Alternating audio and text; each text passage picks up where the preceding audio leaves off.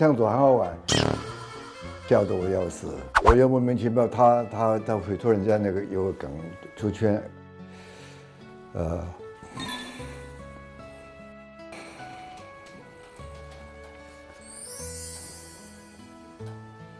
对他是不公平的。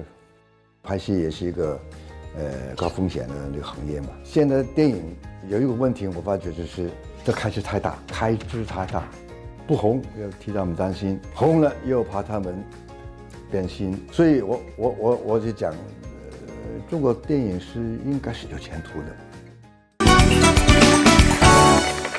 Hello， 入国的朋友们，你们好，我是向华强。大家都非常好奇，节目组是怎么邀请到您来参加节目的？当时您的第一反应是什么？我第一反应是好惊讶，因为我好多年都没有被访问啊，被做这种节目啊。那主要是向太啊，向佐啊，跟这个节目的那个领导啊都有交情啊，所以就说服我来玩玩这样子啊，就是来了这样子。那今天玩得开心吗？开心，也学了很多东西啊，也见了好多都是老朋友。您之前看过《无限超越班》这个节目吗？我就是看过一个去年这无限超越班嘛，第2集嘛，那年有向佐嘛，让我们看嘛，那笑得我要死。你知道我有幾努力？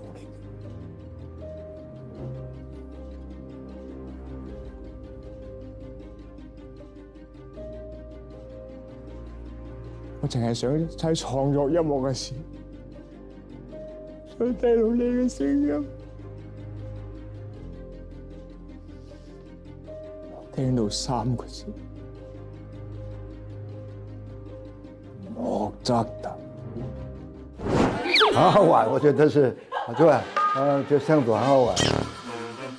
我那个时候我不知道他会演这种啊，我玩这种，那我看到他演戏啊，演讲啊，那我就还笑得要死，还不错，就我说的你蛮有勇气，所以我就是最重要是够胆，演戏嘛，怎么演都可以，最重要有勇气，放开来做。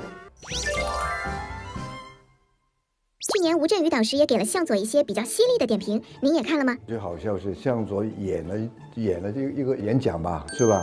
演讲也有几个道士就很为难。我不带1分钱流浪了半年，这哪个国家我都不讲，就是我这在街头或者在一些庙里面睡觉，我想体验生活。对，那些就是脱离生活的体验生活。那个尔冬鑫啊，吴镇宇啦，因为他们都跟我老友嘛，对不对？什么该讲不该讲，其实是在做戏，在录我。向先生，那你儿子在我手上，那怎么样这样子？我大概我懂的意思这样的。我跟他是他们很好朋友，就是在玩嘛，调侃。对了。向佐前段时间那个手势出圈了，您知道吗？我又莫名其妙，他会突然间那个有个梗出圈，后来就又参加了什么节目啦，就服装啦什么这样子，就是可以。我觉得现没关系，现在我不管他嘛，对不对？他其实很有想法的，还有他自己的做法。可能我以前管他管的也比较严，以我们的方法。框着他，所以其实他不在我们框之内，他的创作，他的思想，所以现在我不管他了，他现在发挥得很好啊，很开心吧，但是他长大吧。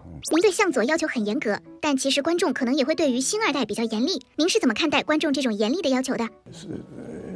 问题就在这里啊，我就晓得观众是对他有要求。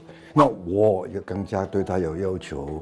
他家教相当严，我记得晚上是在不到10点钟，他说想出去，看个朋友什么，他妈妈劈头盖脸给他骂。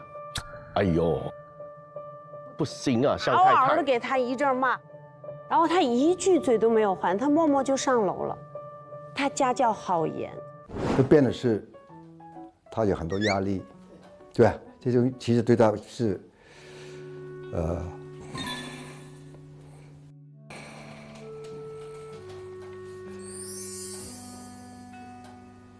对他是不公平的，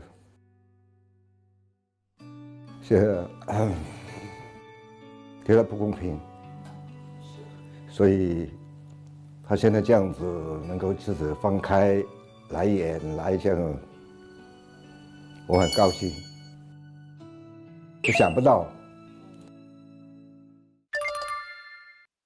刚才您有点激动，您会在向佐面前表达这种感情吗？不会，就今天刚刚这样子，我才一下子，哎，我想到几十年，从他小的时候，他是个大胖子，哎，喜欢吃，那我以为他的喜欢读书啦，也送他去英国啊怎么样？后来他跟我讲，他想演戏这样子，我演戏，我说你大胖子演不了戏啊，最好是练武，对吧？我很多武功老师教你武功啊，那武功你练好的话呢，你第一就会减胖，第二是说你有武功根底的话呢，将来当一个武打演员就对很吃香这样子。第三度，我让他给观众晓得他真的吃过苦，所以那时候我故意就是说，给他一个压力。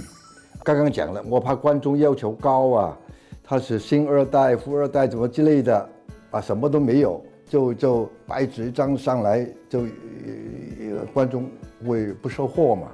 那你最少你向佐能够吃苦了几年，给观众晓得你真的真材实料，是吧？就是先要苦练基本功。我跟你讲，当年我训练他的时候，向太带了几个朋友去看他练功，那几个朋友看他哭啊，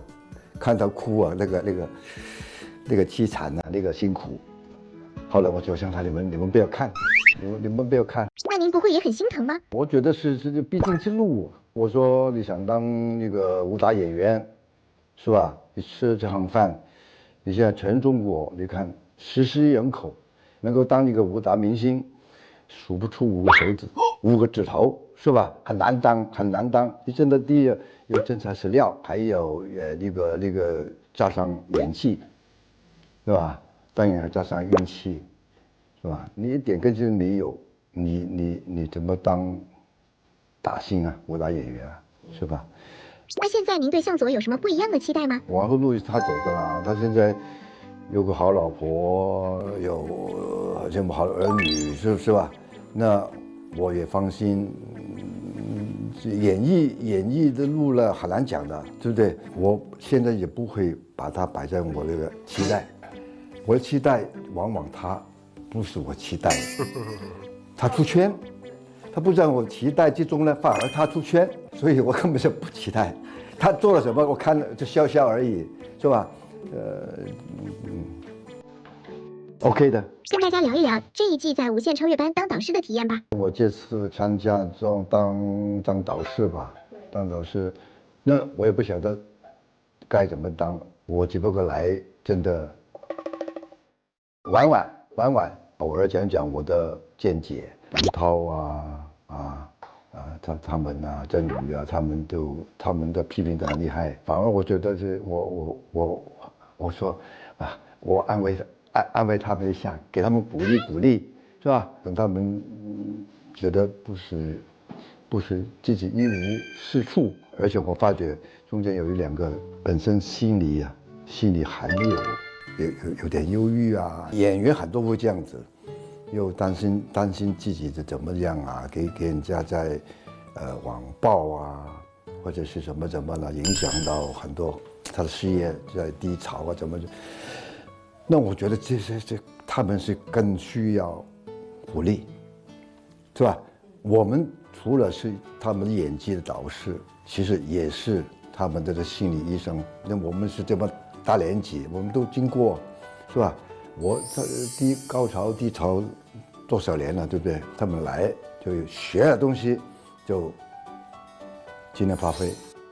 这次很多学员是演短剧的演员，您觉得短剧演员怎么样？短剧的演员，我说短剧你们好好演，好好演。其实短剧应该是一个你当一个演技的磨练，你是第一次不要拍太多同一类型的戏，你选择的比较好一点。以前我们都是我签的演员，签呢就要捧他的，替他塑造形象，他应该拍什么。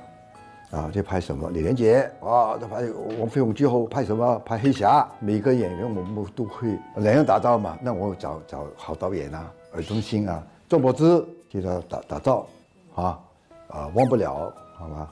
河东是好短剧演员，我说你们有了条件以后，你们就找一些好的导演、好的公司给你塑造不同的那个角色。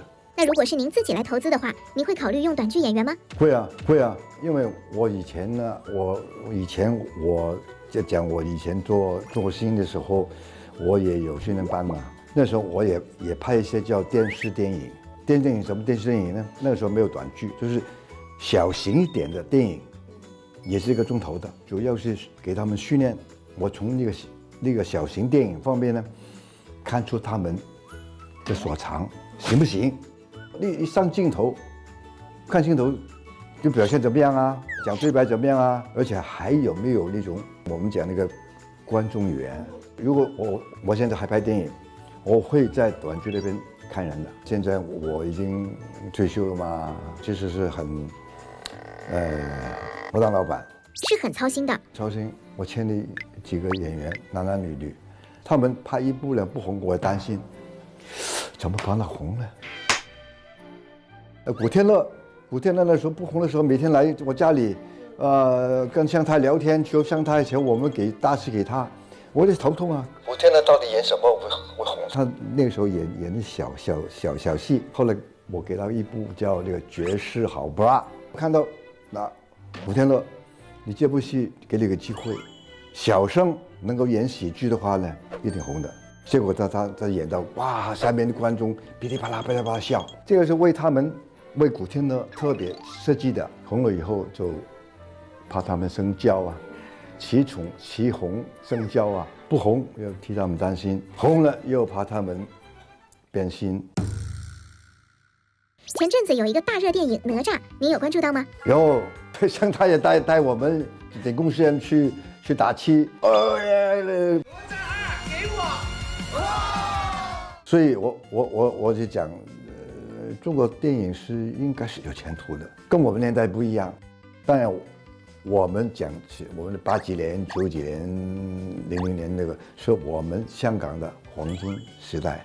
其实现在已经过了，现在应该是大中华区的电影。哪吒是代表中国电影的特技技术很好再加上中国本身有10几亿人口那个大的市场呢，一定有前途的。现在电影有一个问题，我发觉就是这开支太大。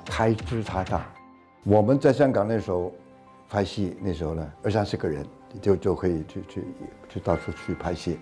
现在出去一大堆200人这样子，声势浩大，那你就开销大了嘛。电影也是一个生意我觉得是，万一你这个市场不好，你收入不好，你那个亏损就很大了。还有一个问题，宣发费很大，每部戏宣发费说少有1000几百，它大了有几千万。我拍一部戏都几千万，宣发费有几千万，不行的话，连宣发费也赚不回来，不成比例。拍戏也是一个高风险的这个行业嘛。作为前辈，您对现在的电影行业有什么好的建议？我刚刚讲就是已经建议了，可是你能不能做到呢？对不对？有部台湾片《周处除伤害》，现在1000多万拍香港的戏也是不贵最近有一个《破地狱》，也是1000来万、2000万也是拍在香港破纪录，净赚这也可以做到所以我觉得是有希望的，就不要为大而大。